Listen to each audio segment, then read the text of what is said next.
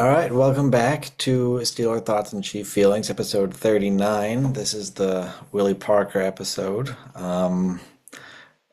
We also debated Brandon Carr, but we thought Willie Parker was more significant in the NFL history books here. This is our Super Bowl recap. Oh, geez, I should probably introduce myself again. I am Chris. I'm the philosophy professor and the Steelers fan here. And I'm Ajay. I am the psychiatrist and the disappointed Chiefs fan here. I wanted to ask, when did people start calling him Fast Willie Parker? I feel like that actually became like a thing. Yeah, it was a thing. I mean, it was definitely while he was playing. I don't know. I mean, I wonder if it was tied to that Super Bowl run when he went 75 yards. That guy's fast. We should we should mention that when we talk about him. I don't know. I'm not sure, but yeah, definitely that was his best characteristic in terms of football characteristics, at least. It's kind of funny as a nickname. It almost makes it feel like you have to distinguish him from another Willie Parker who's not fast. It's like, this is Fast Willie Parker. Yeah, I don't know where that like why the full name with the adjective on the front as opposed to just like the adjective. Call him quick or something. I don't know. I don't know if quick's the right word though. He was just fast. Um, you just call him fast. Yeah, I'm not sure. Or they could call him Bounce because he bounced every run to the Yeah, outside. at least everyone that was a good carry went to the outside. Um, that's probably true. Um, Actually, I think that Super Bowl run was not quite all the way outside. I think it was like an Oh, inside, but it was really? just really well Oh, blocked. So. okay. Anyway, already off track here. Um, so we were gonna recap the Super Bowl from yesterday. Obviously, it did not go the way either of us expected it to go or wanted it to go. A minute ago, I realized I was wearing a green shirt, so I had to change it just to make clear that I was not in any way happy about the outcome here. Um, so I wanted to just, yeah, give you the sort of the blank slate to say what you want about this, and then I can try to, ask some guiding questions and get your takes on things. But what are you thinking right now? So when thinking about this, I I feel like Chiefs fans are uniquely positioned to kind of understand pretty much every level of losing. Um, and I I have kind of in my mind divided them into like four different levels. Two I would put under the category of like demoralizing, and then two I would put under the category of disappointing. So I feel like the lowest level is when your team is terrible and you feel like there is no chance whatsoever for them to win. Like you're going into a game, there's no chance they get blown out. You knew it was going to be all the, like, to me that is the worst. But people will disagree, but having experienced all four, I feel like that's the worst. And then the next level of demoralizing is when like you're competitive, but like you're not quite on the level as the other team. This is how I would describe like the Alex Smith Chiefs when they would play against a good team. It's like we're not bad, but we're not going to beat them. Like when we played the Steelers or the Patriots in the playoffs or something like that. Like so those two are like the kind of demoralizing where you kind of don't really think you have a chance. Yeah, this is like a lot of the Steelers' losses this year. It's like, we're not terrible, but we're not on their level, right? Yeah, Yeah. like that I feel like is a very common football loss when you like are a decent team and you're going up against a team that you know is better. Then in the disappointing side, so to me the third level of losing is the what I would say is like the Bills and Ravens right now. When it's like we actually think we have a chance. Like we could go all the way and win the championship, but we lose. However, like I still feel like there's something missing because they haven't actually won it before. Because to get to the fourth level, I feel like it's got to be like we feel like we're good enough and we know what it's like to have won and then you lose. I feel like there's definitely an added level of something, disappointment that comes with that. Having, because I think about like the 2018 Chiefs when it was like we hadn't won anything before, but with Mahomes, it was kind of like, oh, we might, like, we're good enough now. And, but that it was still different from losing in like 2020, 2021, and this year. Like, once you've won one, the expectation part takes a whole nother level. Like, you have expectations when you're a good team, but when you're a good team that's won, your expectation is just a little bit different. Now, I'm not at all saying that that makes it worse. It's just a different feeling that you haven't had before. I would argue that the positives of having won outweigh the negatives of having won when you lose a bad game. Like it, this loss is definitely easier for me than the Bucks loss, for example. Like when you've won three Super Bowls, it's a little easier to lose one than when you've won one, you know. But we've for Chiefs fans, really, we've kind of been through all four of those, even in the last 15 years. With as recently as 2012, we were level one, like demoralizing, just losing to everyone, and then you kind of see it all. So, but there definitely is kind of an added weight of something that you feel when there's just like we've won this before, like it kind of we expected to win this game going in. I will say Eagles fans were very confident. I feel like there were a lot of Eagles fans that were saying they thought they were going to blow out the Chiefs, and they were right. But Chiefs fans, I feel like, were equally confident. It was an interesting pregame thing where I felt like both sides' fan bases were pretty confident going in. But yeah, it was not fun. The whole experience. It's games like this that I never will understand the people that are like, well, the worst way to lose is to lose a close game. Like, I don't know. We've lost close games. Like we lost the AFC Championship game in overtime twice. I would way much rather do that than get blown out and just have no hope throughout the game. Nothing really good to lean on when anything mattered. Especially That's when it's just the last tough. game of the season. Well, I don't know. Maybe it's just that makes the pain different, I guess, right? If it's the last game of the season and it just like it's not competitive from the first, well, from basically the beginning of the game. It's just, yeah, that's something. Not good.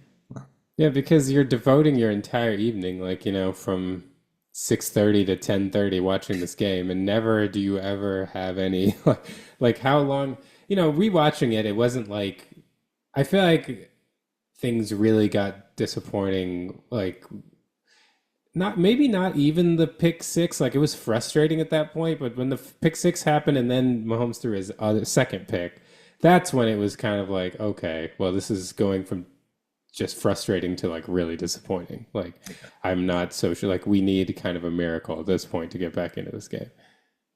Yeah, I thought that. I think I texted you like before, what was it, 10-0 for, and then before the pick six. I'm like, they hadn't done anything yet, but I was still thinking like, this is the Chiefs, they'll turn it on and they'll make this competitive.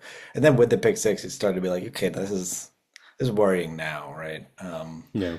I mean, you still thought that like they're gonna turn it on at some point and it'll get interesting. And that chant, like the Hopkins Yeah, that drop was there. Oh man, that was that tough. is one Like of that those was that where was probably the chance to get it going, right? Like yeah. that was.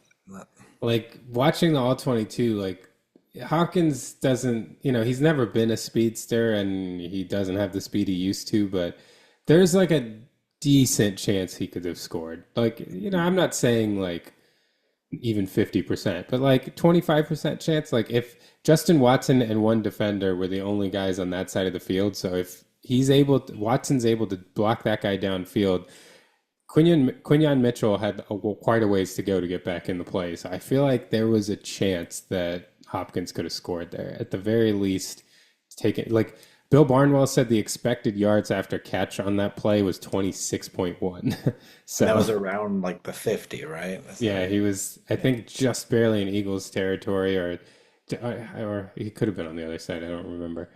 But it was yeah, So that's that like a was field really goal right tough. there, at the very least. Yeah, at the very least, and there's a chance. There's a chance. Actually, I'm going to pull up the all 22 right now.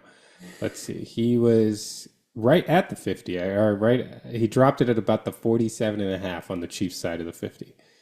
So Yeah. from there, he could have got, we're talking about somewhere around the 28, 29 yard line if he got his expected yards after the catch. And honestly, if Justin Watson's able to make a block, like it's possible he scored on that play.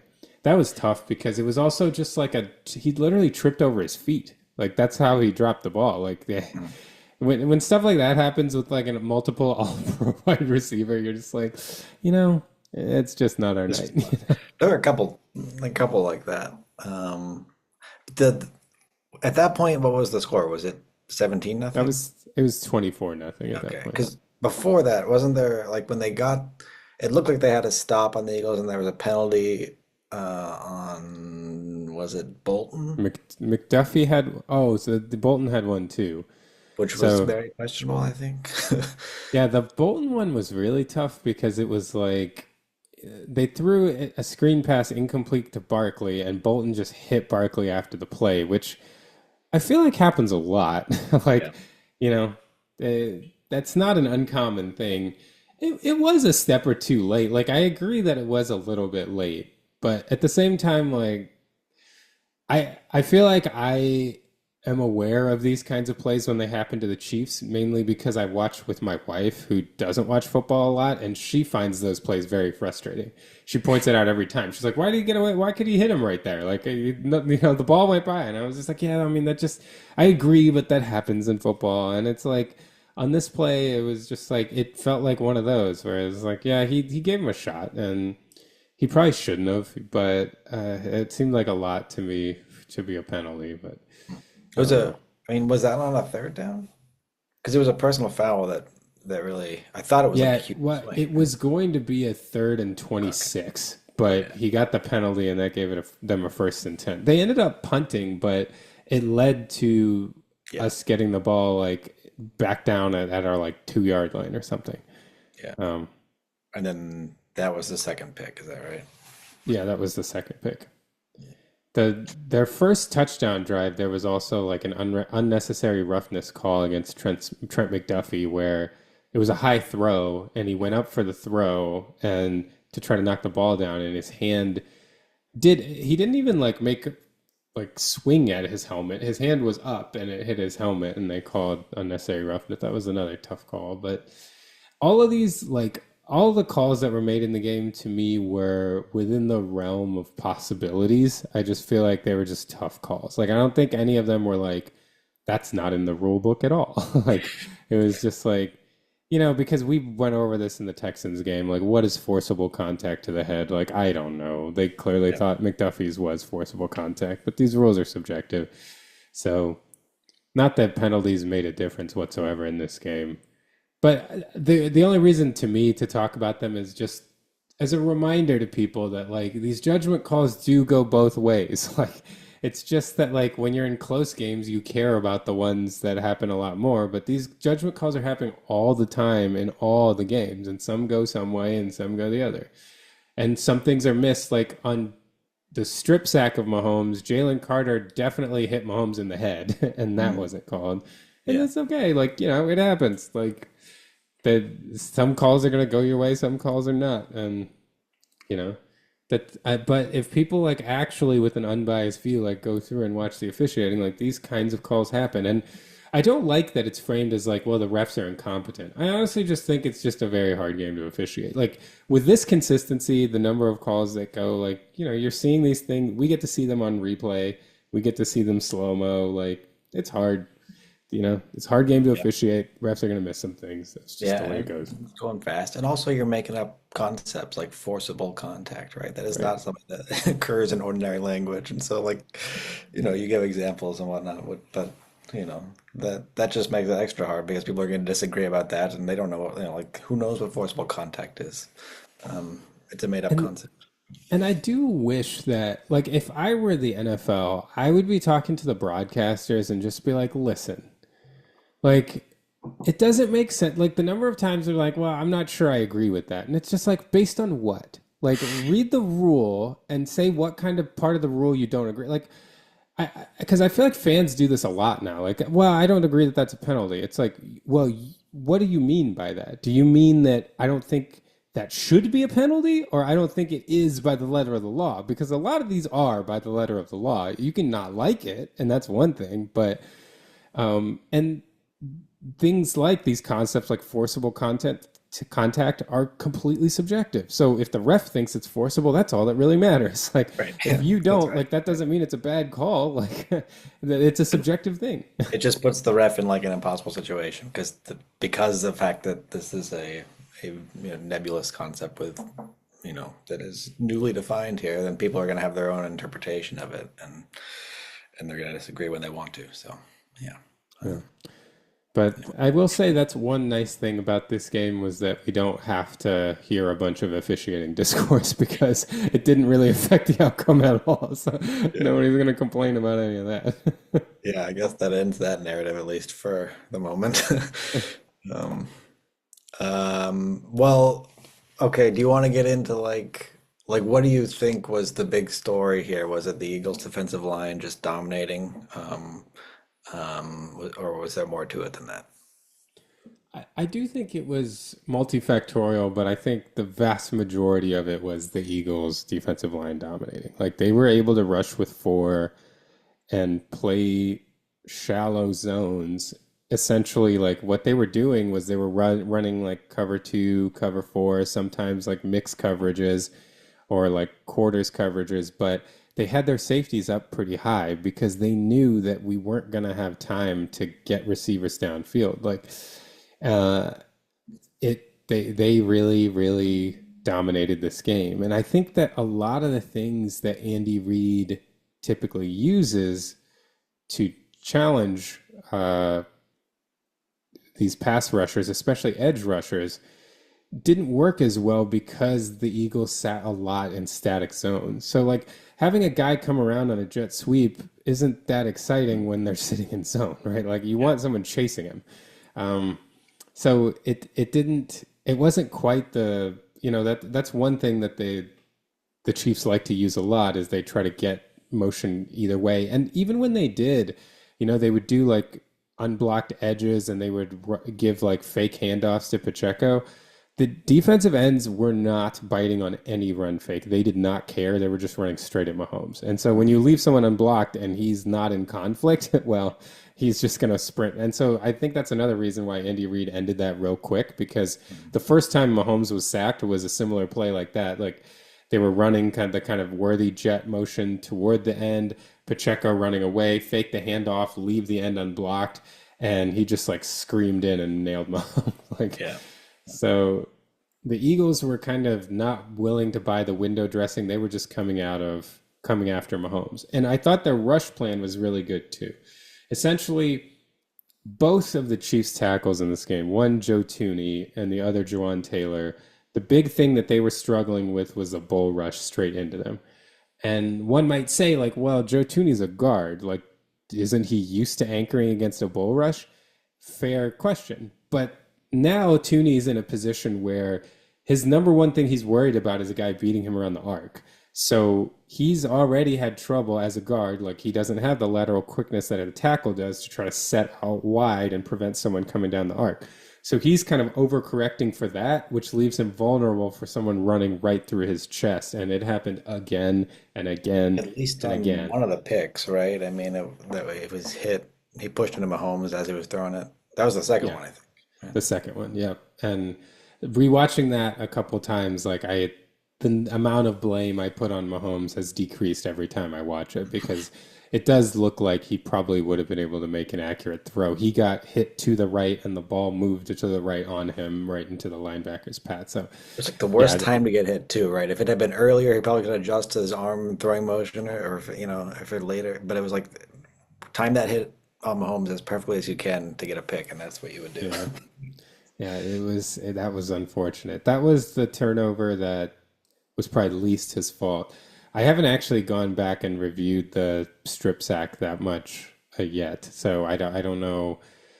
Uh, what I will say though is by that point, a lot of people had started saying things like, "Well, I know their rush is bad, but you got to get rid of the ball."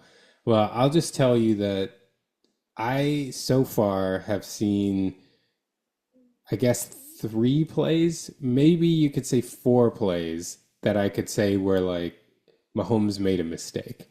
I think more than anything, like he's dropping back, hitting, and when he's getting pressure, is hitting the back of his drop, like there's nowhere to go with the ball. Like, Mhm. and that's the other part, when just like saying, well, if you're going to say you don't agree with the call, you got to explain like what part of the rule don't you agree with? It's like, okay, if you say has to get rid of the ball, like show me where should he throw this ball? Like he's hitting the back of his drop, and it's just like there's nowhere to go. Uh, And he doesn't have any because time to like make other reads either because that pocket was not, it was collapsing. Right, and that ended up happening like pretty quickly in the game. Some of the plays that he missed, I think he was just he was forcing things because his windows were tiny because the Eagles were all coming up and they were just waiting. They knew that he wasn't going to have 3.5 seconds, 4 seconds for receivers to get downfield. So they were not worried about the deep shot, which is why, like, at the end of the game, when the D line got a little bit more tired, I think then they were able to beat him deep a couple of times with Worthy. Yeah. And and that's one thing that because everyone was like, well, the were the Eagles letting up, and I was like, if you're letting up, you're not going to get beat deep, right? Like when people play prevent, they're not beat deep. They're allowing a bunch of shallow completions to run out the clock. Like the Eagles' defense didn't really let up until, I mean, I don't really think they let up at all, honestly.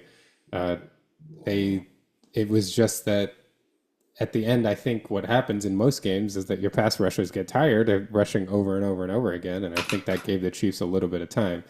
I Which thought go, the Chiefs. Sorry, go ahead. well, which goes back to the point that I think I'm not saying that Mahomes is blameless here. I think that especially that first interception he threw was completely on him, um, and what his job was during that part of the game was to keep it close so that if the pass rush did tire at the end of the game, they were within striking distance at least that a crazy comeback could happen. But there's no point if they get tired when it's 34 to nothing. Yeah. Yeah. I mean, the Chiefs started moving the pocket a bit in the second half. I don't remember them doing that much in the first half, which might have been helpful to getting those, defensive ends tired, right? Because now they're running extra. And he's getting a little bit more time to throw. And it seemed like it kind of was working a bit. You'd think that, like, if you could go back and change something about the approach, would you, like, one thing I imagine was like doing that sooner. Like, once it was clear that he was not getting time, just start doing things to move, like, get him on the run, get him into open space so he can get more time to throw. Would you would you buy that, or you think I would not? Is that no good?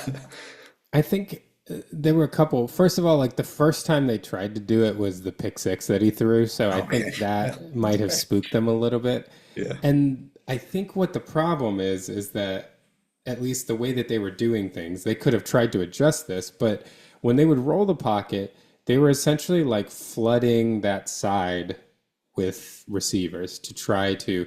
The idea is like, well, they're sitting in a zone and they, try to get these defenders in conflict so that you can find somewhere to throw. But what the Eagles would do is they kind of, when the pocket was moving, it wasn't just like a pure zone. It was more like a zone match concept. Once they saw that everybody was on that side of the field, they were condensing all their defenders on that side of the field too. And it got really muddy, which is why Mahomes threw that pick. Yeah. Like he was throwing to DeAndre Hopkins coming back, and there were just way too many defenders on that side of the field. Like if you watch it on all 22, the left side of the field is completely empty. No offensive or defensive player at all over there. If the Chiefs had just had one crossing route going the other way, like that person, could have just gone all the way.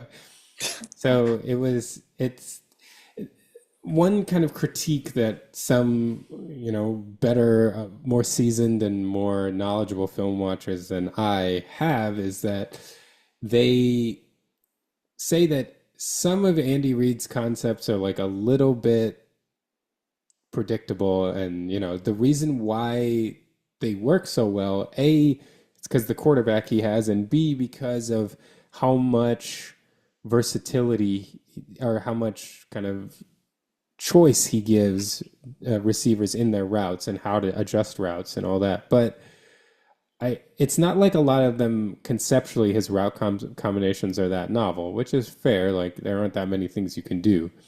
But it looked like the Eagles kind of had a good beat on his tendency versus zone, and they had good setups like matching when they went one half of the field to make it really hard to execute what he was trying to execute. Yeah. Um, well, that's fair. The Eagles had a good defensive game plan and they had the players to execute it. I mean, what like are there other options that you think could have worked earlier and that could have turned the tide a bit, or is this just like, given who you were playing and how they played this game, there weren't many options? I do think that the one thing that, and I understand again why they didn't do it because everybody was up close, but they didn't really run the ball at all to start the game. They only tried it 3 times in the first half.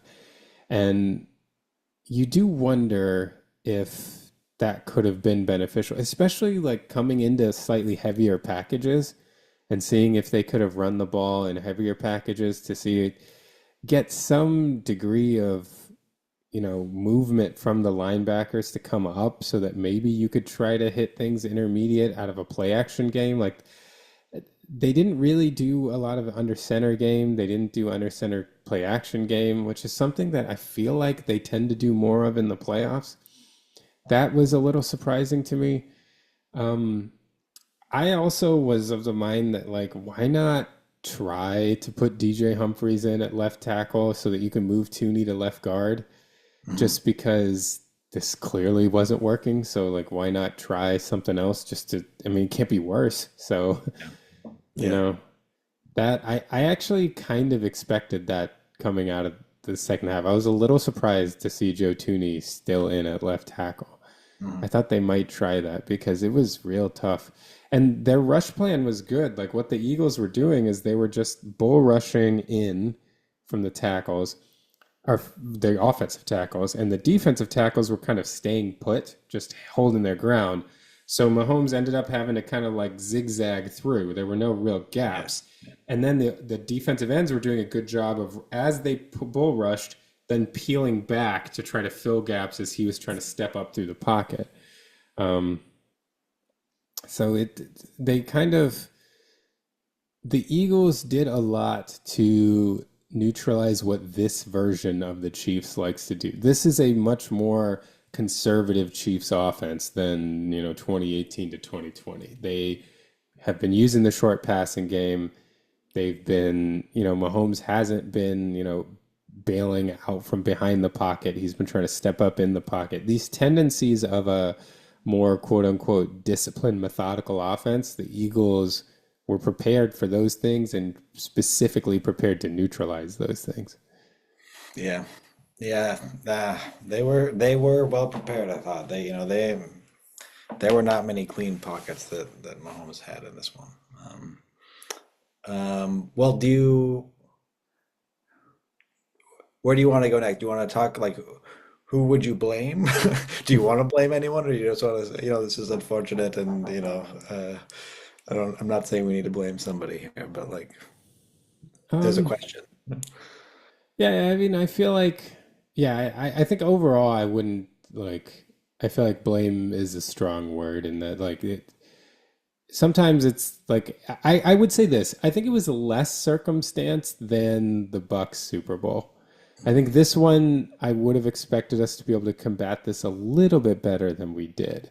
Um, and so I think some of that's on coaching. I would have liked to see, like I said, at least try some heavier stuff, under center stuff, um, running the ball, play action, like maybe a little bit more of that. Just switch it up a little bit because the drop back passing game, short, quick game wasn't working. I think there is some blame that has to go to Mahomes for especially how he started the game. He missed Kelsey on the first drive on a second down that would have led to a first down. He did miss Hollywood Brown on a throw it was a tough throw. He was getting like tripped up. He threw it a little high and it went off his hands. He threw one really quickly to Kelsey. I think he was kind of getting too spooked, and Juju was about to come wide open over the Was middle. that If he, the low inside one that Kelsey yeah, turned the around for? Yeah. yeah the low and I couldn't like tell. Was that like I couldn't tell if that was like where he meant to like it was like a smart place to put that given the defenders in the area, but I just guess they weren't really on the same page about when it was coming in or he got it off too quickly or something. But right, yeah, the timing seemed to be the issue to me, but everyone was condensing on Kelsey. Like Juju was coming out of that bunch over the middle, and the linebacker from the middle was screaming over toward Kelsey. So Mhm. Juju would have been wide open in the middle of the field. And it was like 3rd and 3. Um, that was so there were, and then the pick was real tough. Like that pick six, that was a real. There, you do wonder just a little bit if some of those plays he had been able to convert. That at least if the chains got moving, you can start.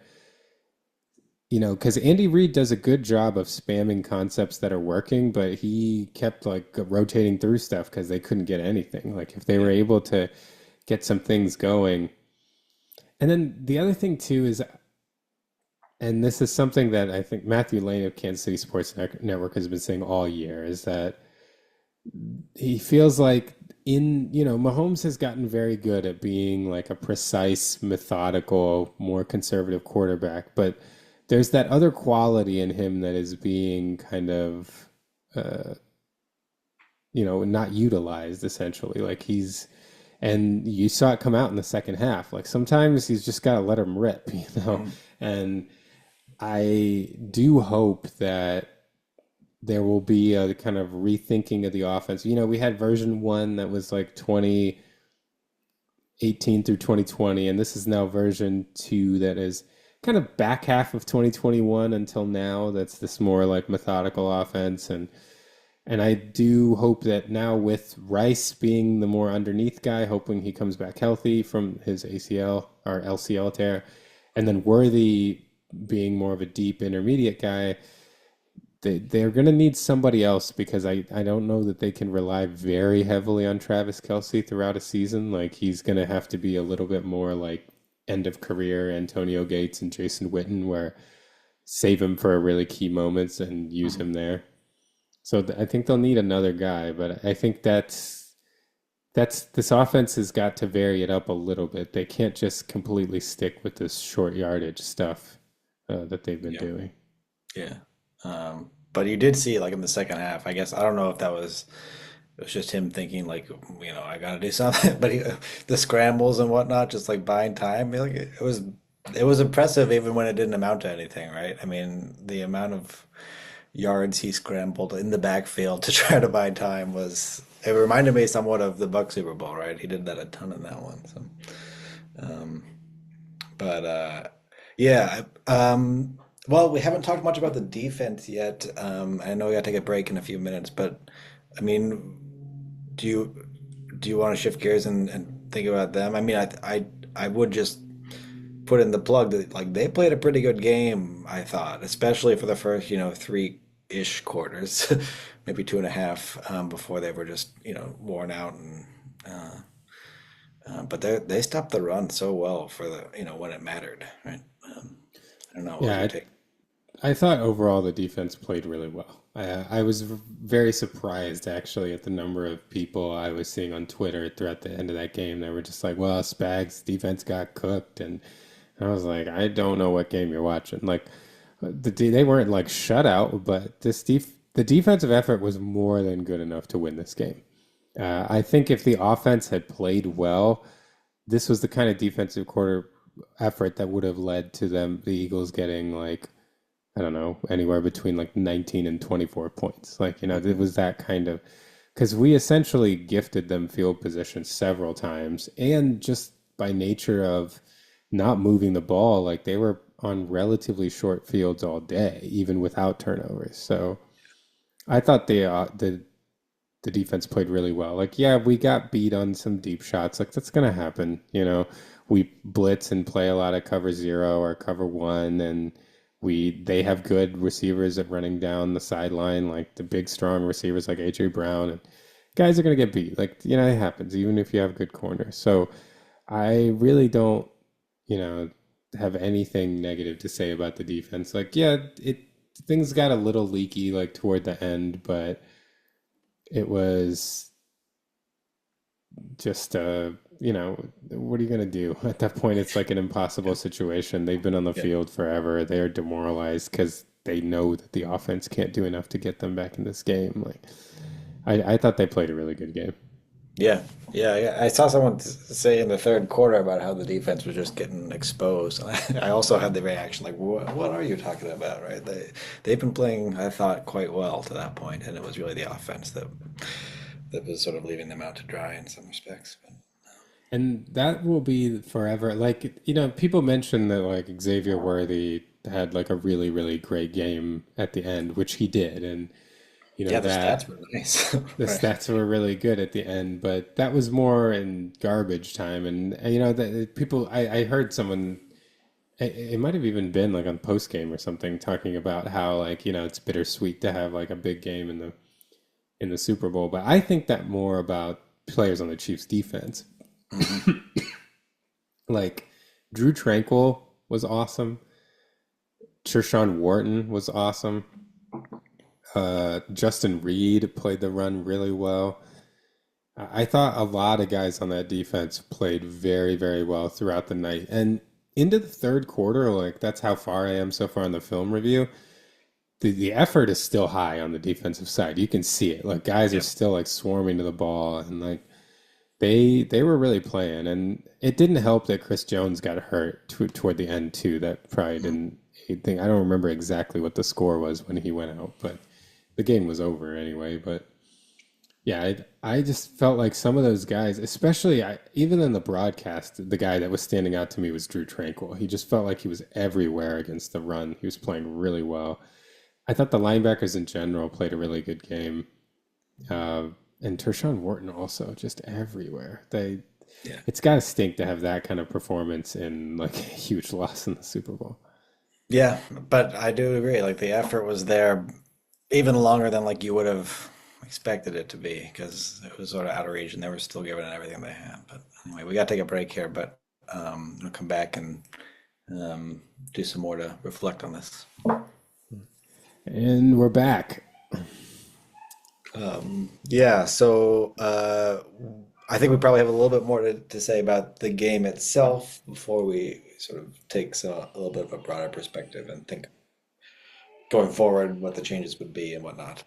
But yeah, you wanted to talk a bit about Xavier Worthy a bit. Yeah, I think that so there were to me two positive takeaways from this game. One was the Chiefs' run defense and defense overall, but specifically the run defense. And then two was that Xavier Worthy looks like he's really good. And it's not just, they've been kind of building through the year with him. And I mean, I feel like with another offseason with Mahomes, especially Mahomes in kind of mode to prove that he can, he wants to go back to the stage and kind of erase memories of this. I Hmm. feel like I'm very excited about where the Mahomes worthy connection can go from here. And he really, the deep ball had been an issue for them through the year. It looked great in this game toward the end.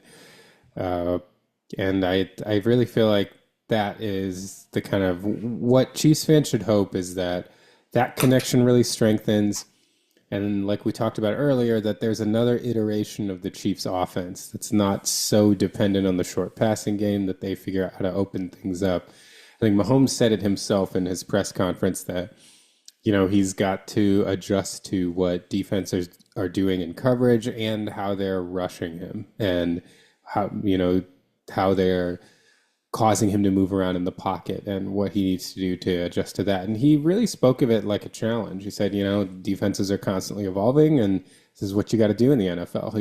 You got to come up with new ways to beat them. And so I think that should be the hope is that trajectory, the trajectory of the connection between Mahomes and Worthy, and hopefully that will include Rice and the rest of the offense will go up. Yeah, yeah, and I mean, it felt like all season the offense wasn't realizing its potential because of injuries and whatnot, and even still at the end when they seemed to be like putting it together a bit, there was still Rice isn't here, and so. Um, but Worthy developing as he has this year has to make you super excited going forward, right? To have that kind of performance in your first year, and I don't mean just in this game, like over the entire season, he was always dangerous, right? How many touchdowns did he score this year? Like probably, more than the Steelers' offense, maybe. No, not really, but You If know, you include the playoffs, I think he crossed double digits. But in the regular season, I want to say it was somewhere around 8 or 9, something like that. yeah, I mean, it was impressive. Yeah, so I think you got a lot to look forward to with him. Before maybe quite going on to look ahead, but do you think like how are Chiefs fans reacting to the loss, and do you think that the reactions are sensible? I think there are two kinds of Chiefs fans when it comes to this one. They're the ones who are like, look, we've had a great time. Like, we've won a lot of games. We not everything's going to be positive. It's just not. And it is too bad that when the Chiefs lose in the Super Bowl, it's like extremely demoralizing. It's not, Yeah, that's unfortunate, but we won more than we lost when we've gotten there, and we've gotten there 5 times in 6 years, which is pretty crazy. So I think that is like a good representation of a lot of Chiefs Kingdom. And then there's the sky is falling Chiefs Kingdom is frustrated about, and it feels like there's a lot, uh, there's a lot to do. And I think that's one concern that a lot of people have is that, well, we don't look great at left tackle. We've thrown a lot of resources at left tackle. Our offense, Kelsey seems to be, in decline. Like how, and not that he's not a very good player, it's just that we have relied on Kelsey to be one of the, top 5 pass catching options in the league every year. And he's not that anymore. He might be top 15 or 20, but he's not top 5. And so then we need those gaps to be filled essentially. Um, so I think that is concerning a lot of people. And then the other part is that, unfortunately, like always, when you lose a game like this, the whole, there's a lot of people that are making the whole, well, this shut the door on the GOAT debate with Brady. And so I think Chiefs fans are getting upset with that. So there's been a lot of arguing about things like that. But I do yeah, think a lot of Chiefs fans have that attitude, which I have, which is just like, you know what? Like, we've had it really good, and you can't have everything. And I'd still rather make it to the Super Bowl and get blown out than not make it to the Super Bowl. Uh, so you win some, you lose some. yeah, And when the biggest question is that people are like, "Well, we don't think you're better than Brady," or this. I've seen a lot of like, "Well, this might be like one of the weakest dynasties." It's like, well, it's a good place to be. I'd rather be a weak dynasty than whatever else everybody else is right now. So. yeah. And also, it's like still going, so I don't think you can really evaluate that at the moment. But I guess one other just sort of just focusing on this game for a second longer, does it change your view of the Eagles or any of the Eagles players at all? Like is Jalen Hurts suddenly seem like has he moved up in your quarterback tiers at all or something from this game? Honestly, not really. I mean, the Jalen Hurts was good. I don't think he was as good as when they lost to us 2 years ago. Like I thought he was way better in that game. He was awesome. I mean, he was kind of carrying an offense that was really giving us trouble. Their offense, like I said, I don't feel like they gave us that much trouble. Like he hit some really good, like he made some nice throws. I'm not at all saying he didn't play well, but he wasn't the MVP of this game. Like I know he won it, but like like their defense absolutely wrecked this game. And so I don't know. I don't know that it really changed my opinion of a lot, except that it's probably the first time we've had like a really high stakes like game like a Super Bowl or elimination game where Mahomes hasn't particularly played well. Um, But like I said, that was multifactorial. Like some of it was him. Like he definitely made some mistakes that he himself will tell you, and he has in the press conferences that he can't make those mistakes. That first interception, like really being the ultimate example of that, but also just some missed throws early on that could have at least done something. Mhm. So Yeah. that was unfortunate, but I expect him to bounce back. So no, I wouldn't really say it changed my opinion of that much. I will say I was curious to see if the Eagles' defense was a little bit overrated because they had played a pretty soft schedule, and it turns out they weren't. They were properly rated. Yeah, I do think, yeah, they're a good defense. That they're both of their lines are just, good. Um, like with a capital G.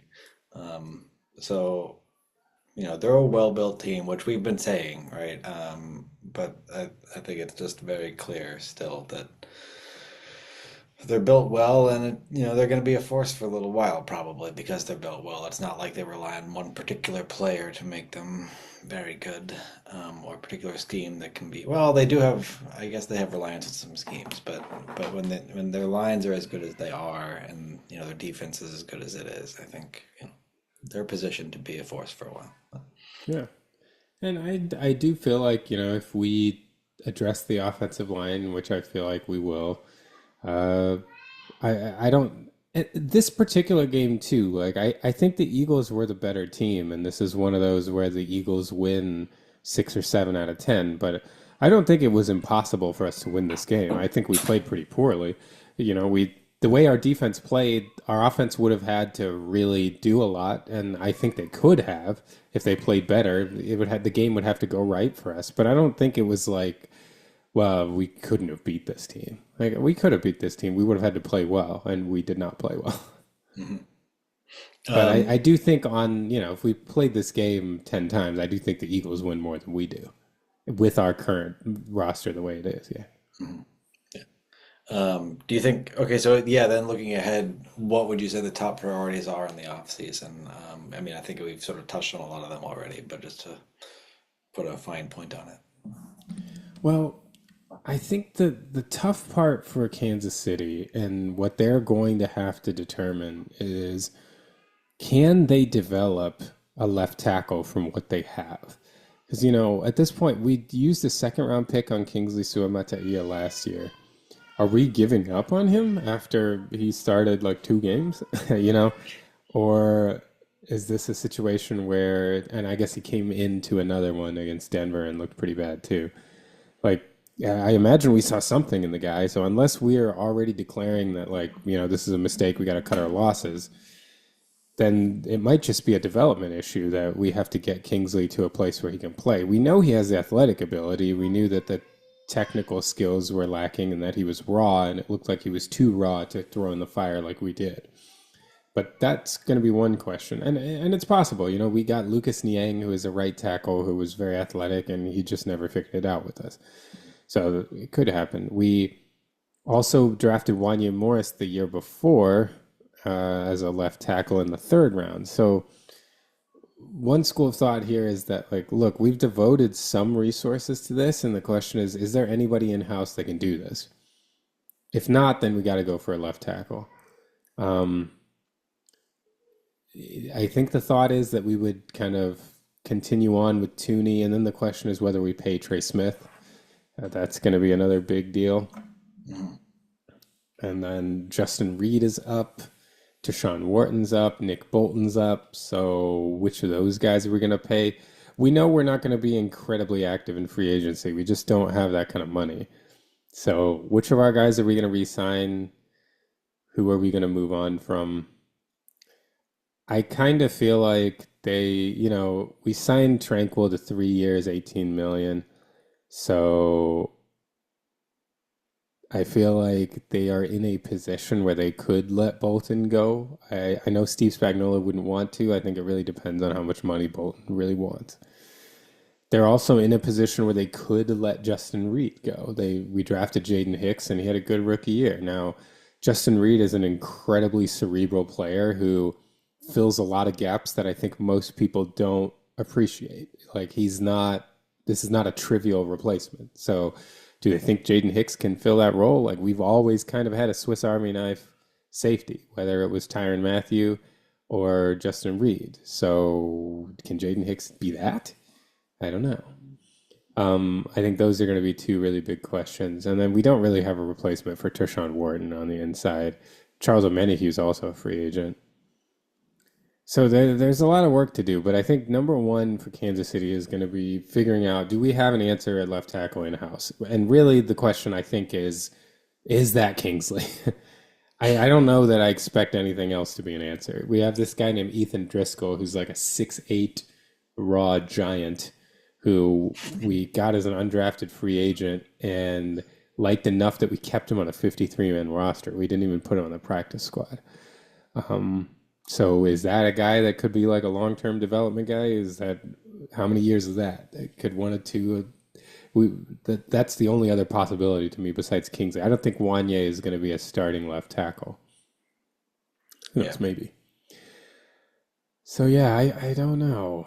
And it's probably not promising also that they played Kingsley at guard in the week 18 game against Denver, but I think part of that was to give DJ Humphrey some reps at left tackle. Mhm. So there are probably and then the other need for the Chiefs is another pass catcher, right? Somebody if Hopkins and Hollywood Brown walk, then the question is who else, what else could we do besides Rice and Worthy? And a lot hinges on Rice being Rasheed Rice again, you know. If he could be like he was to start this year, like great. But if not, then we're really in trouble. So definitely a lot of questions to be asked. Yeah. But it And sounds like most of your big, is this right? Most of your big signing decisions are on the defense, and then the on the offense you have the left tackle and then pass catcher priorities. right. Yeah, and whether we sign Trey Smith, the right guard. Yeah. That's going to be because guards are getting paid a ton right now. Mhm. Um, so yeah, it's certainly not trivial. I mean, I trust Brett Veach to figure something out, but they also are going to take this line thing seriously because I know that they know that we've had multiple examples now. When our offensive line gets dominated, it just changes the equation. And when our offensive line holds up and our pass catchers aren't as good like last year, we still won the Super Bowl. So, Mhm. not that, we got to the Super Bowl again this year. So, yeah, it's tough. To me, the number one thing that I wish I knew the answer for in order to plan the offseason is there any chance that the answer for tackles in-house? Mhm. I think that would, if Kingsley has potential and we feel like this could happen with another year in our system and really training him up, that's a game changer, right? That allows us to spread our resources out more at these other areas that we're looking to fill. But if we have to take another swing at left tackle, especially because you don't get like prime tackle prospects at the end of the first round, even. 31. Yeah, right. Yeah. You really need to be higher in the draft, which is why we took a swing on a raw guy like Kingsley, hoping that we could get him ready. So it's tough. I don't know, but I guess the priority for next year, if I could be like, I want these things to make sure that we're okay. I would want to hang on to Trey Smith unless the money is just prohibitive. I would want something addressed at the left tackle position, either that be like Kingsley or Ethan Driscoll, if for some reason they've developed a ton, or we have to go get somebody. And then the extra pass catcher. That would really be all I would care about in the offense. Mhm. And maybe they think Noah Gray can get there. I'd be a little skeptical. Like I'd want somebody else that is of, like Hollywood Brown's capability. I think the trio of Worthy, Rice, Hollywood Brown, and then if you have Kelsey Yeah, and I mean, that's a Noah scary Gray trio. with that, like that Yeah, would be good. yeah. The defense, I'm a little less worried about. I think it's just about filling bodies. Like obviously the pass rush, we're gonna have, we're still in a good defensive back position, even if we let Justin Reed go, assuming that we think Jaden Hicks is like that kind of guy. And Mhm. that is hard for us on the outside to see. You have to replace Justin Reed's brain, not just the rest, what he's doing on the field. And the same thing with Bolton, which I think Drew Tranquil is a smart guy too. But yeah, our corners are back for another year, but then we're gonna have to start making decisions on them, and then the defensive line, if Wharton and Omenihu are going to go, then we need some replacement there too. So it's not a trivial year by any chance, by any means, I should say. Yeah. Yeah. Although you do have your quarterback set, and you have ostensibly your pass catchers mostly set.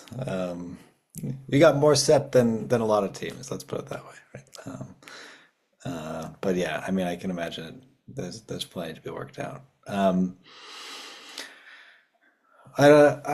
guess I had one more question for you just about this game here, and then I don't know, maybe we should wrap up, or if there's anything else you wanted to hit on, that's fine with me. But in terms of just like how, like, have you taken any perspective on the season yet, or is it still too close to the end of it to really ask how this changes or affects your read on the year as a whole?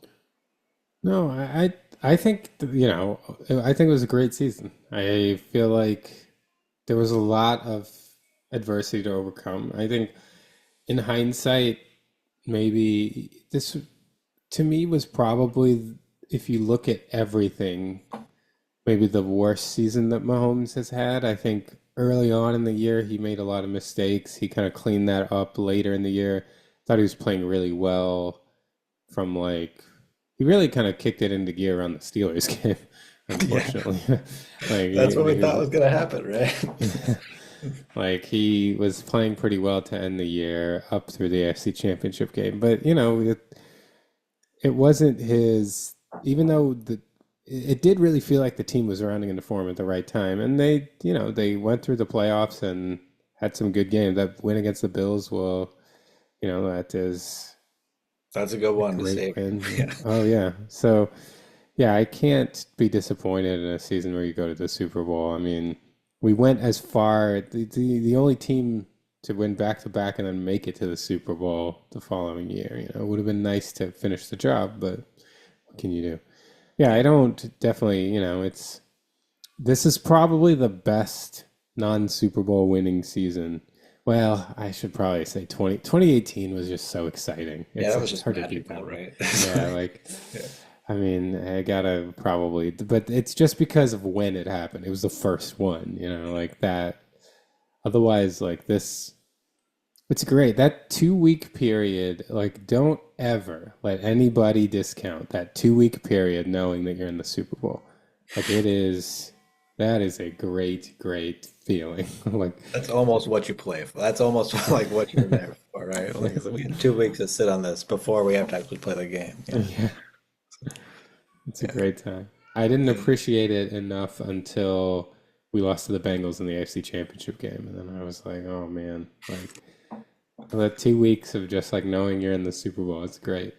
Yep. I remember that feeling after we beat the Mark Sanchez led Jets, I think it was, to get to the Packers Super Bowl. And it was like, as soon as we were like, the game was over, like, we're going to the Super Bowl. Like, that's just such a good, and it didn't last longer than those 2 weeks, but it was still like, that's a good feeling there.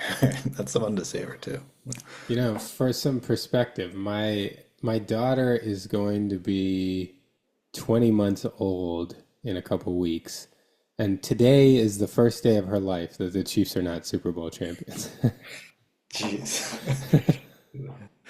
Yeah, that's a privileged position, right? Yeah,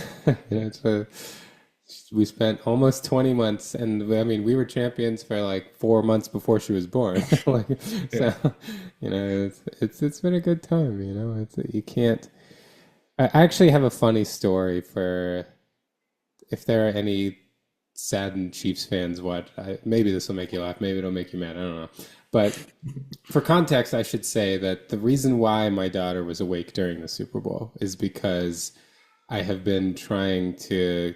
She has always needed to be held to go to sleep during at night, and we're trying to fix that. And so what we're doing is putting her in her crib, and I'm just sitting in the room with her. And so it's slowly getting better. And we started doing this a week before the Super Bowl, and so she's kind of figuring it out. And I didn't want to screw this up during the Super Bowl, so my wife and I decided let's just keep her up during the Super Bowl, and then I'll put her to bed right after.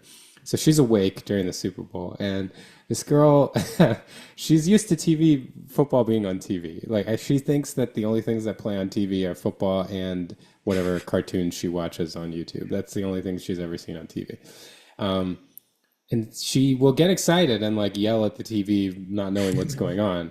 But she hasn't really like actually appropriately cheered for anything until like, I'll cheer and then she'll respond. Like, but she's never appropriately cheered for anything. And I have the story of the first time she cheered for something, and it was so we are this is when the Chiefs are down 27-0, and the Eagles throw a bomb to Devontae Smith, and he catches in the end zone, and Kevin Burkhardt's all like, touchdown! And my daughter throws her hands up in the air, and she's like, touchdown! And I feel like my wife looked over at me because I'm just like miserable on the couch. This is the worst. Like, my daughter just throws her hands up, like, touchdown! And I couldn't help but just laugh. I just burst out laughing. I was like, oh my God. Of course, the first time she like appropriately cheers. Like when we're getting demolished in the Super Bowl by the The Eagles. absolute like low point of the Chiefs season right there. Oh man, what do you do? That is pretty awesome timing though. Yeah. Um, well, presumably that doesn't mean she's an Eagles fan. I think that just Let's hope not. yeah, that's right. All right. Well, we'll keep processing this one. I mean, it was still like I woke up this morning. I was thinking like, geez, they lost. Like it was just like I never expected that. Like all year, it felt like this was. It almost felt like it was written already, but it's not. Yeah, it Yeah. was one of those where it's really tough, like because like losing a night football game anyway stinks. Like, yeah, Yeah. and then losing the Super Bowl at night, like it's like I didn't want to go to sleep. Like I couldn't sleep, and I also didn't like the what can I watch on TV? Like they're all Super Bowl recap. So Yeah. I just like ended up finding Family Guy on Hulu, and I was just like watching episodes of Family Guy. Just like I have to think about something else Yeah. You to need get myself something calmed down enough to go to sleep. totally unrelated to football. Like I don't know. You need to watch like plants do photosynthesis or something, right? Like, I don't even want people involved, right? Yeah. I know the feeling. Um, yeah. Well, okay. We'll process this one more and see if we have any more perspective on it for future episodes here. But yeah, that was a ride. Yeah. Yeah. Um, I did want to also, just because we do have a lot more people that pay attention to this than last time we went into the off season, oh yeah. just let people know Yeah. that we do our schedule will probably be a little more intermittent during the off season, just out of necessity. There isn't as much time pressure to put out a podcast every single week, and we are unfortunately more busy people than we'd like to be. Um, so there will be times, but the goal is to put out nearly weekly episodes. So if we're gone for a little while, don't worry, we'll be back. Yeah, we're not. Hopefully, we're not dead. Right? Yeah. And I will say that in April and May will be a tough time for me, so I might not be as present. Um, but we're going to the goal is weekly or nearly weekly episodes, so we will try to stick true to that as much as we can. Yeah, that's the plan. I'll maybe in April. Well, I guess in May I'll be doing some traveling actually in April and May too. So I might be, but yeah, we'll work it out. We'll find Another ways. And solo philosophy ramble or something like that. and we have had guests on before to guest host, so we could always try doing that again. This episode would have a lot of coast an episode without us. Yeah, just talk to each other. But and there will be, so I'm gonna start putting out parts at least of the Super Bowl film review tonight. It's gonna be another doozy, so I probably won't finish it all tonight. There'll be some that'll come out tomorrow night too. But there will also be off-season film reviews, so that's not going to end. I have started collecting what I think are the top 10 plays by various position groups through the season, and I will be reviewing most of these. I've already reviewed in the individual film reviews, but we'll be going over them now with full season context and breaking them down. So I'm going to try to post some film reviews throughout the summer so that people will remember that we exist before next football season. That's awesome. All right. Yeah, and we know we'll be there on top of the off-season news. Whatever the Steelers do at quarterback, well, I'm sure we'll talk about that, and I'll be bummed by whatever it is. Oh, speaking of which, at some point I will do the wild card Steelers game film review. Oh, I haven't done it I yet, but it mean, will happen. you're no obligation there. I mean, we don't even want to see that, but we should. We that is I part of being think a fan. that'll probably be a next week thing. I'll probably do that after I have fully detached myself from the Super Bowl loss. I will do the wild card game. Yeah, well, take your time with that. That's that's it's a lot that builds up to this 4 hour period, and then ugh. All right. Well, thanks everyone for watching and for sticking with us. It's been a lot of fun this year, and we'll keep at it. All right. Until next time.